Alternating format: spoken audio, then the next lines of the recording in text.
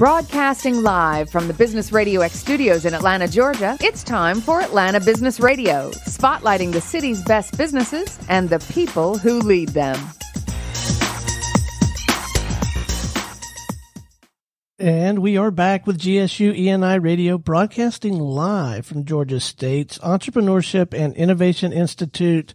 Lee, we got 2 solid episodes under our belt, but I think this might be the highlight of the day.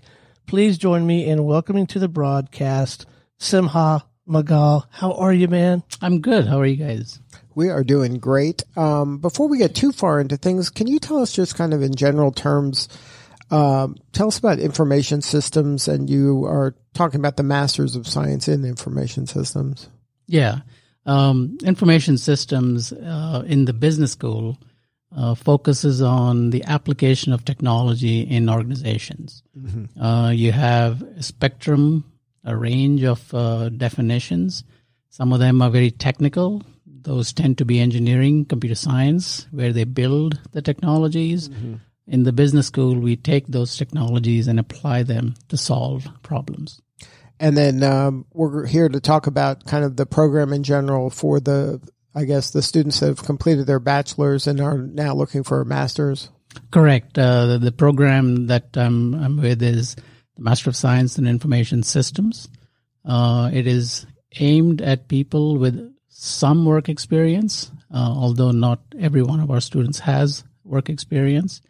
And it's we have a broad range of backgrounds among our students. Some of them have IT backgrounds, some of them don't. And the idea is to educate them about processes in organizations and how technology is used to support those processes at operational levels, at the analytic levels, as well as cybersecurity.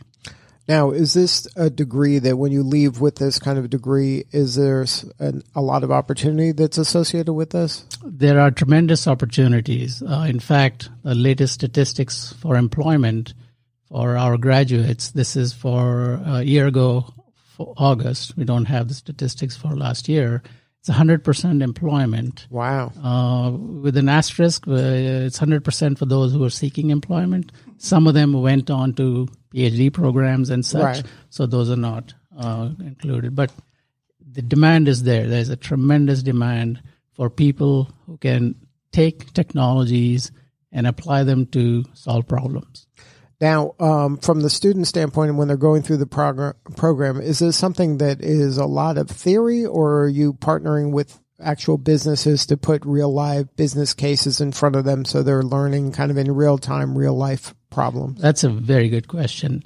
Our department, the CIS department in the Robinson College, is ranked among the top in the world in research. Mm-hmm. So the students do get some very theoretical, conceptual knowledge, but the program is deliberately very applied.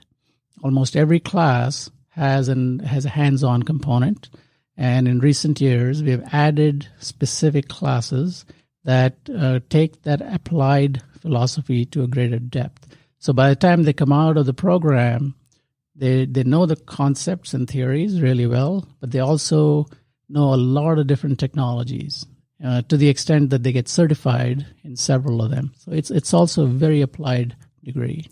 So now how does it work when you work with, do you ever work with businesses and say, look, the business comes to you, and maybe you work together and say, look, I got this problem. I'd love for your students to kind of play around with it. And then you're like, well, maybe that's out of the scope. Maybe they can do this aspect. Like, how does that conversation work when you're partnering with an enterprise business? Sure. So we have a particular course called the Experience course, and it's a project class. And we try to bring in real problems from companies and give it to the students to address. I'm teaching a class that starts this week, for example, and I have 2 projects, one from Dell Corporation, or Dell Technologies is the correct name, and then one from Carter's, which is a local company. Mm-hmm. And the students will spend the next 8 weeks using a variety of techniques and technologies to come up with a solution for the challenges that these companies offer. We do that as much as we can, and we'd love to have more companies come and partner with us to get proof of concept prototypes for. So walk me through that conversation you're having with the business to develop what would be an 8-week program for you as the curriculum for the class for the students. Like, do you help kind of shape it, or do they say, look, I want to know if this works or doesn't work, or like what is that? What does the scope of the work look like so you can deliver back in the 8 weeks something that's valuable? So it varies depending on the company and the project and so on. But typically, they'll come to us and say, we would like, we're dealing with this challenge, or we're dealing with this problem, and we'd like to understand better how this technology can help us address this. Mm-hmm. Or they might say, we've heard of this new technology, for example, blockchain. Right. And say, we want to find out how that technology is relevant to our organization. Mm-hmm.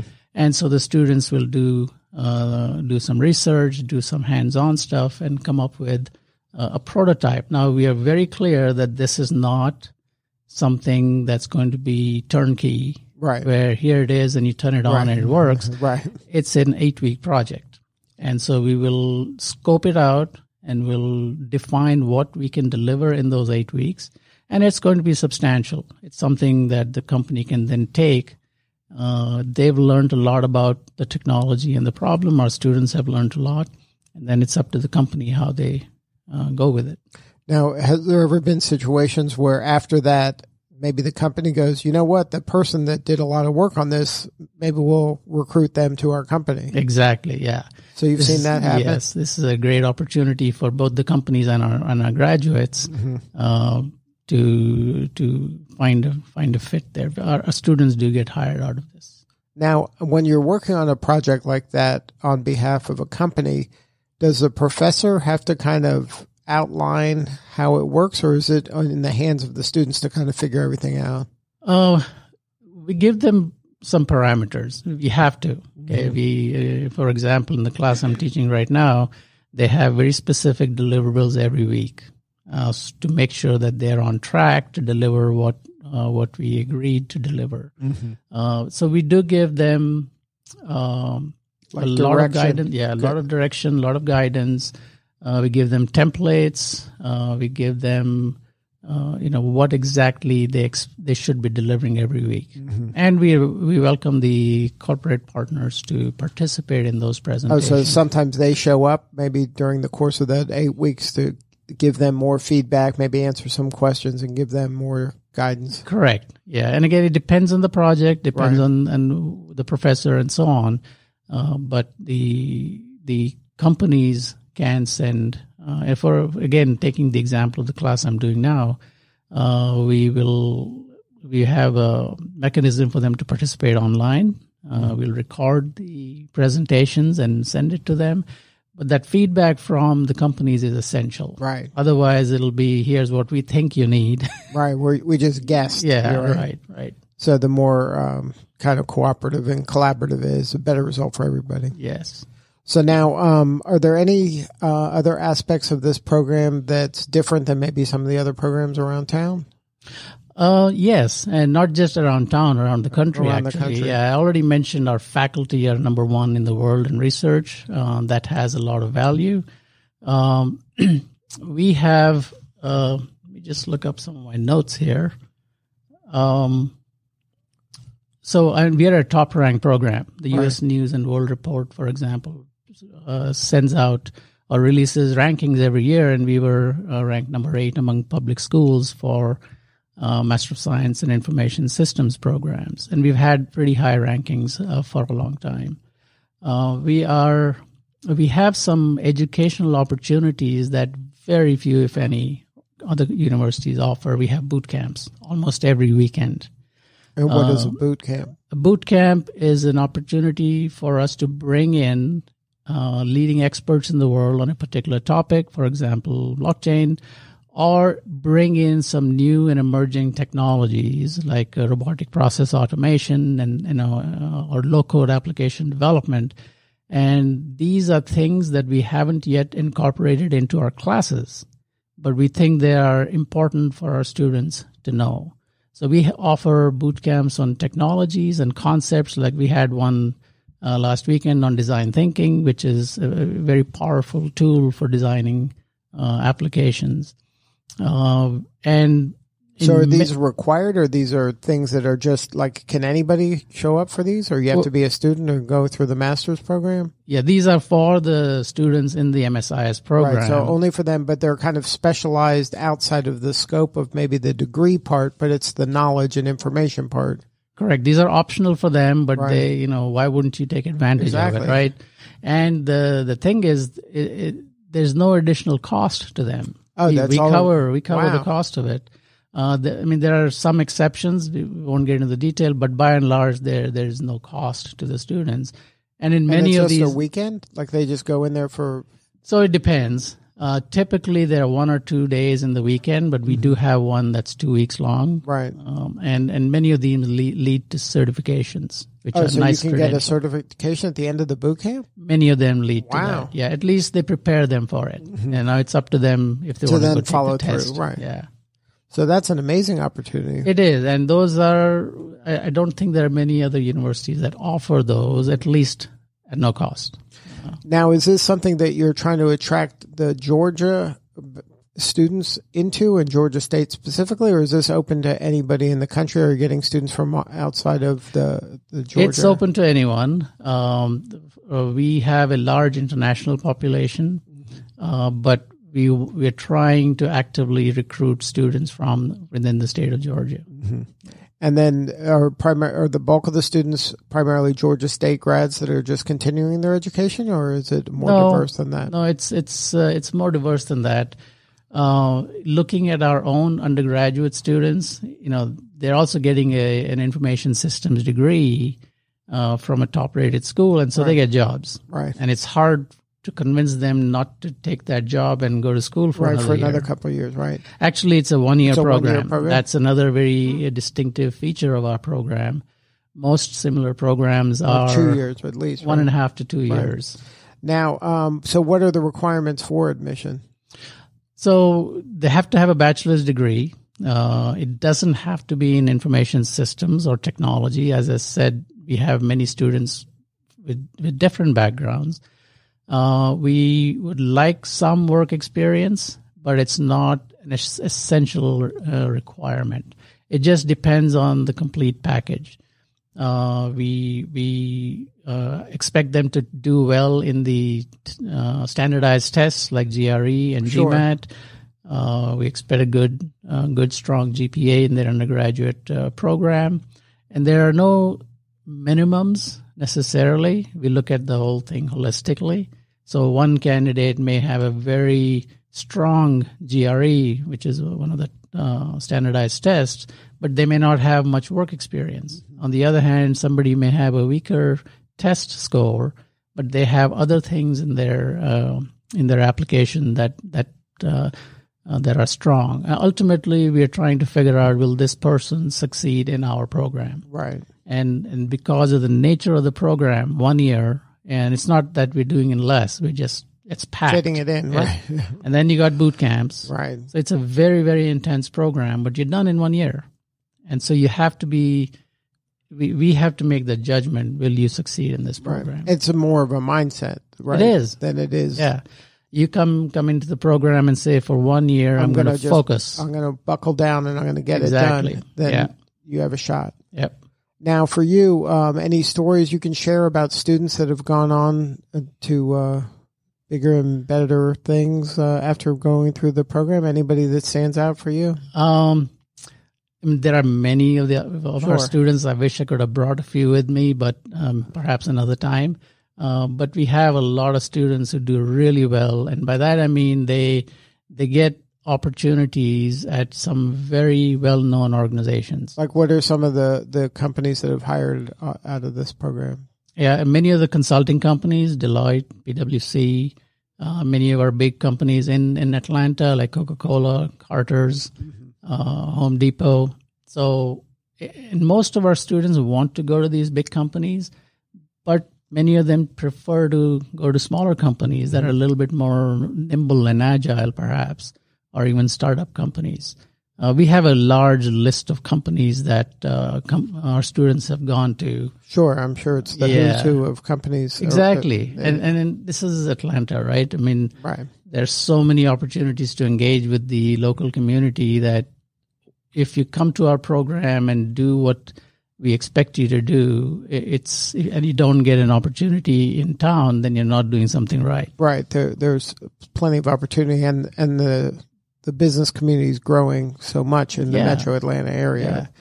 And we have a number of units within the college that support the students. We have a whole career advancement center within the Robinson College, which is unusual because typically it's at the university level, and we have one at the university. You have that there as well. But the Robinson College Career Advancement Center focuses on our students. They have career coaches. They do resume reviews, mock interviews, and a whole bunch of other things to prepare the students for those job interviews.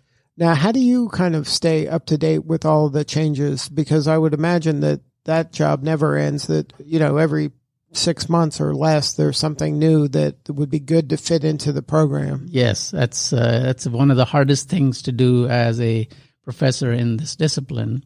And one of the things we do is those boot camps, right? This gives you kind of a way to at least test the waters to say, correct. Hey, is this something maybe we should go a little deeper on this subject? Correct. And we do that. I will bring in some experts on a particular topic and sit in and, understand that a little deeper, put it in my classes the next semester. So it's that nimble to be able to make those kind of adjustments that quickly? Yeah, we have courses specifically designed to be evolving very rapidly. There's one course called Emerging Technologies. Well, that's changes. Just built in the name. Exactly, yeah. And I've had students who've graduated who hear about what we are teaching in it, and they'll say, well, why didn't you do that when I was just there? Here 2 years ago. Yeah. Where was I when I was there? Right. Yeah, exactly. So it evolves quite rapidly. Now, in your kind of career, have you seen this kind of speed of change that's occurring nowadays? It must be faster today, I would imagine, than it was, 15, 20 years ago. Yeah, it is so fast. In fact, one of the philosophies I have is, we do teach a lot of technologies, specific ones, but that's not the focus. All right. It's the technologies will change, and we want to teach our students how to apply whatever technology to address the business challenges.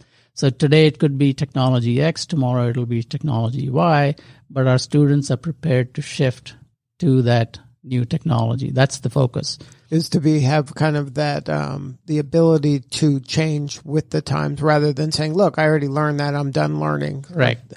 You can't be that person anymore. You right? cannot, yeah. You have to be a lifelong learner. Exactly. And now is that something that at the Robinson College of Business, is that something that is just kind of pounded into their heads, is this is not something that you're ever done doing? This learning is a part of your life now, and that things are changing too rapidly that you can't kind of be ever done if you want to have a career. Correct. Yeah. Being a lifelong learner is embedded into what we do, and that's what we try to teach our students, because as you said, in 6 months, the technology we specifically introduce may become obsolete. Right. And you have to be able to, I don't want to say abandon it, but at least kind of tweak your learning to adjust to the new way. You have to evolve, yes. Right. Yeah. And even the technology that we introduce, it will change. Right. With more features and capabilities.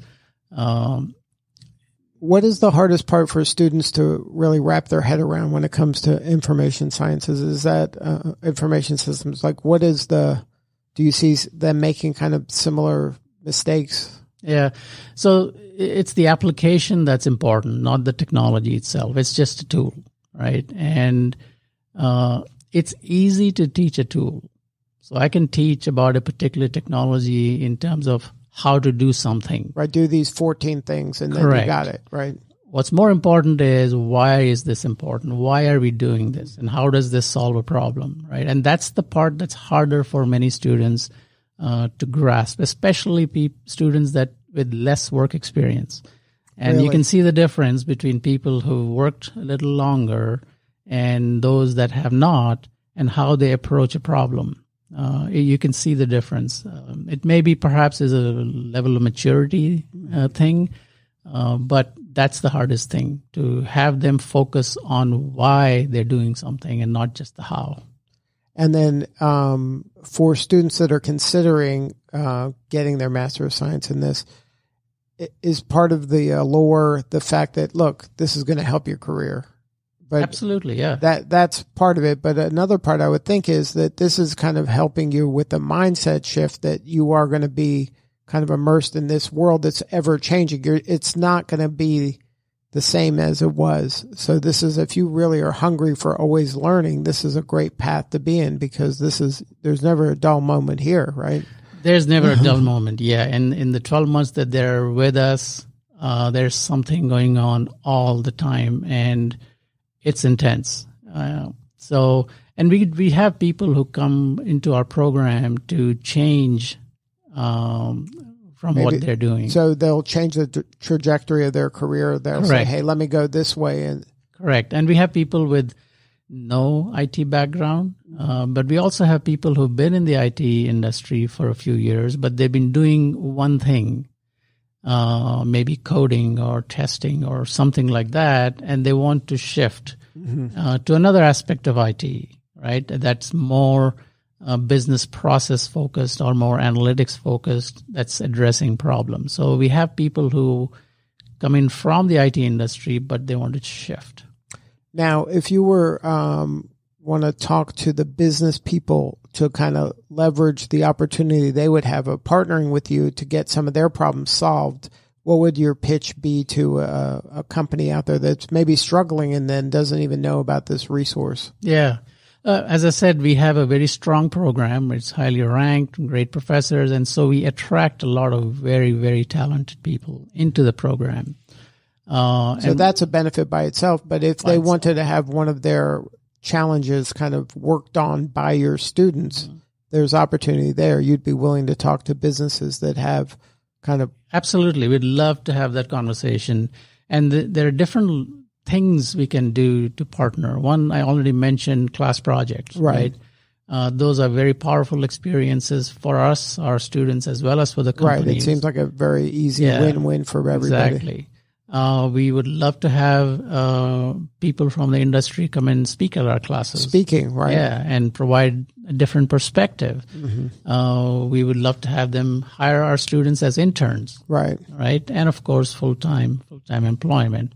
So there are many different opportunities to engage with the program, with the students, and as well as the faculty. There are opportunities to work with the faculty on research to address particular problems. So it sounds like it's a good business move for a lot of these enterprise level companies just to have conversations with the leadership in your department in order to just see where the best fit is, because it seems like there's a lot of win-wins in this. There are, and I'm talking about the MSIS program. Right. The College of Business, the Robinson College, has numerous master's programs.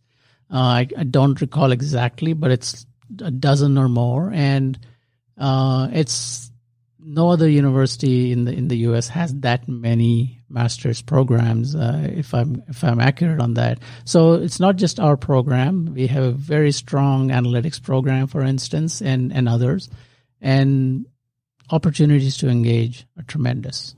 Right. And so if somebody wanted to learn more, what's the best way? There's a website?